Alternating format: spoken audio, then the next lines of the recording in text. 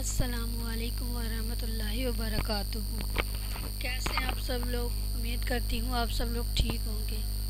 آج کی ویڈیو ہے قرآن کریم پڑھنے کی فضیلت۔ قرآن کریم اللہ کا کلام ہے، اسے دیگر کلام پر ایسی فضیلت حاصل ہے جیسے اللہ کو اس کی تمام مخلوقات پر فضیلت حاصل ہے، اور اس کی تلاوت زبان سے جاری ہونے والی سب سے افضل چیز ہے۔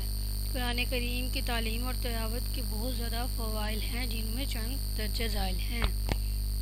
قرآن کریم کا اجر۔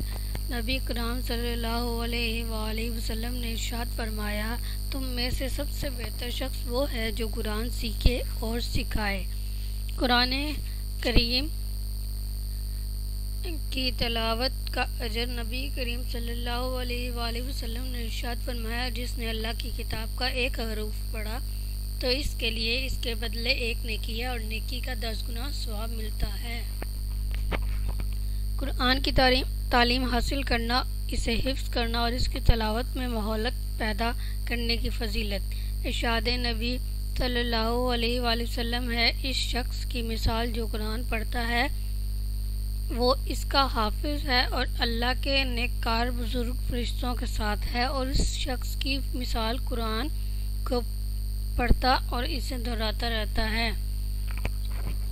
نیز آپ صلی اللہ علیہ وآلہ وسلم کا فرمان ہے، صاحب قرآن سے کہا جائے گا، پڑھتا جا اور جنت کی سیڑھی پر چڑھتا جا، اور اس طرح ترتیل کے ساتھ پڑھ جس طرح کہ تو دنیا میں ترتیل کے ساتھ پڑھا کرتا تھا، کیونکہ تیرا مقام اس آیت کے پاس ہے جسے تو سب سے آخر میں پڑھے گا۔ خطابی کہتے ہیں، اکثر میں آیا ہے کہ قرآن کی آیاتوں کی تعداد جنت کی سیڑھیوں کے برابر ہے، چنانچہ قرآن پڑھنے والے سے کہا جائے گا، جس قدر تو قرآن کی آیت پڑھا کرتا تھا اس کے بقدر سیڑھیوں پر چڑھتا جا، لہٰذا جس نے مکمل قرآن کی تلاوت کی وہ آخرت میں جنت کی سب سے آخری سیڑھی پر قبض ہوگا، اور جس نے اس کا ایک حصہ پڑھا وہ اسی کی مقرر میں سیڑھی پر چڑھا جائے گا۔ پس ثواب کا آخری حد تلاوت قرآن کی آخری حد ہے۔ جس شخص کے بچے نے قرآن کی تعلیم حاصل کی اور اس کا اجر۔ ارشاد نبی صلی اللہ علیہ وسلم ہے، جس نے قرآن پڑھا اور اس کی تعلیم حاصل کی اور اس پر عمل پیرا ہوا، اس کے والدین کو قیامت کے دن نور کا تاج پہنایا جائے گا۔ سبحان اللہ۔ قرآن پڑھنے والے بچے کے جو والدین ہیں انہیں قیامت کے دن نور کا تاج پہنایا جائے گا، جس کی روشنی سورج کی روشنی کے مانند ہوگی۔ نیز اس کے والدین کو ایسا جوڑا پہنایا جائے گا جس کے سامنے پوری دنیا بھی ہچ ہوگی۔ وہ دونوں کہیں گے، ہمیں یہ کس صلے میں پہنایا گیا ہے؟ جواب دیا جائے گا، تم دونوں کے بچے کے قرآن سیکھنے کی صلاح میں۔ آخر میں قرآن کی صاحب قرآن کے حق میں شفاعت۔ فرمان نبی صلی اللہ علیہ وآلہ وسلم ہے، قرآن کی تلاوت کرو کیونکہ وہ قیامت کے دن اپنے صاحب کے لیے سفارشی بن کر آئے گا۔ نیز آپ صلی اللہ علیہ وآلہ وسلم کا فرمان ہے، روزہ اور قرآن روز قیامت بندے کے لیے شفاعت کریں گے۔ قرآن کریم صلی اللہ علیہ وآلہ وسلم کی تلاوت اور اس کے مذاکرہ کرنے کے لیے اکٹھا ہونے کا اجر۔ آپ صلی اللہ علیہ وآلہ وسلم نے ارشاد فرمایا، جو لوگ بھی اللہ کے گھروں میں سے کسی گھر میں جمع ہو کر اللہ کی کتاب کی تلاوت کرتے اور آپس میں اس کا مذاکرہ کرتے تو ان پر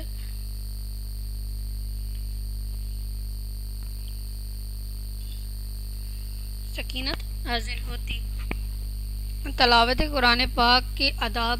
حافظ ابن کثیر رحمہ اللہ نے اس کے آداب ذکر کیے ہیں، جن میں سے چند یہ ہیں: باوضو ہو کر قرآن کو چھوا اور پڑھا جائے، تلاوت سے پیش کر مسواک کیا جائے، بہترین لباس پہنا جائے، قبلہ کی رخ کیا جائے، جماعی آنے پر تلاوت بند کر دی جائے، تلاوت کے دوران بلا ضرورت بحث بات چیت نہ کی جائے، تلاوت کے وقت ذہن و دماغ حاضر رہنا چاہیے، تلاوت کی آیات پر توقف کر کے اس کا سوال کیا جائے اور عید کی آیت پر رک کر اس سے پناہ مانگی اور عید کی آیت پر رک کر اس سے پناہ مانگی جائے۔ مصحف کو کھول کر نہ رکھیں اور نہ اس کے اوپر کوئی چیز رکھیں۔ قرآن کی تلاوت کرنے والے آپس میں ایک دوسرے پر کورس کی آوازیں بلند نہ کریں۔ بازاروں اور شور و شغل کی جگہوں پر قرآن کی تلاوت نہ کی جائے۔ قرآن کو کیسے پڑھا جائے؟ انس رضی اللہ تعالیٰ عنہ سے نبی کرام صلی اللہ علیہ وآلہ وسلم کی تلاوت کے بابت دریافت کیا گیا تو انہوں نے جواب دیا کہ آپ صلی اللہ علیہ وسلم مد کیا کرتے تھے، تلاوت کرتے وقت آواز کو کھینچتے تھے۔ جب بسم اللہ الرحمن الرحیم تو بسم اللہ کو کھینچ کر پڑھتے، الرحمن کو کھینچ کر پڑھتے اور الرحیم کو کھینچ کر پڑھتے۔ بسم اللہ الرحمن الرحیم۔ تلاوت قرآن کے اجر کی کئی گنا بڑھوتری۔ جو شخص بھی خلوت و لہبت کے ساتھ قرآن پڑھتا ہے وہ اجر کے مستحق ہے، لیکن یہ اجر حاضر ذہن تدبر اور سمجھ کر پڑھنے سے کئی گنا بڑھ جاتا ہے۔ چنانچہ ایک حروف پر 10 نیکیوں سے لے کر 700 گنا تک کا اجر ملتا ہے۔ شب و روز میں تلاوت کی مقدار۔ نبی کرام صلی اللہ علیہ وآلہ وسلم کے صحابہ اپنے لیے ہر روز قرآن کی تلاوت کا ایک حصہ مقرر کر لیتے تھے، اور ان سے کسی ایک نے بھی 7 دن سے کم میں قرآن ختم کرنے پر مداومت نہیں کی، بلکہ 3 دن سے کم میں قرآن مکمل کرنے سے ممانعت آئی ہے۔ لہٰذا میری عزیز بہنوں اور بھائیوں، آپ اپنا وقت قرآن کی تلاوت میں گزارنے کے حریص بنیں اور اپنے لیے روزانہ تلاوت کی ایک مقرر کر لیں، جس کسی بھی حالت میں نہ چھوڑیں۔ ہمیشگی کے ساتھ کیا جانے والا تھوڑا ہی عمل ناغہ کر کے کیا جانے والے زیادہ عمل سے بہتر ہے۔ اگر آپ غافل ہو جائیں یا سو جائیں تو اگلے دن اس کی قضا کر لیں۔ فرمان نبی صلی اللہ علیہ وسلم ہے، جو شخص اپنے حزب یعنی یومی مقرر تلاوت یا اس کے کچھ حصے سے سو گیا، پھر اسے فجر اور ظہر کی نماز کے مابین پڑھ لیا تو وہ اس کے لیے ویسے ہی لکھا جائے گا گویا اس نے اسے رات کے حصے میں پڑھا ہے۔ مسلم نیز آپ ان لوگوں میں سے نہ بنے جنہوں نے قرآن کو چھوڑ دیا اور فراموش کر دیا، وہاں وہ چھوڑنا کسی بھی قسم کا ہو، جیسے اس کی تلاوت یا اس کی ترتیل کے ساتھ پڑھنا یا اس میں تدبر کرنا یا اس پر عمل کرنا یا اس کے ذریعے شفاعت طلب کرنا چھوڑ دینا۔ امید کرتی ہوں میری ویڈیو پسند آئی ہوگی۔ میرے چینل کو لائک کریں، کامنٹ کریں، سبسکرائب کریں۔ پھر ملتے ہیں اگلی ویڈیو میں۔ اللہ حافظ۔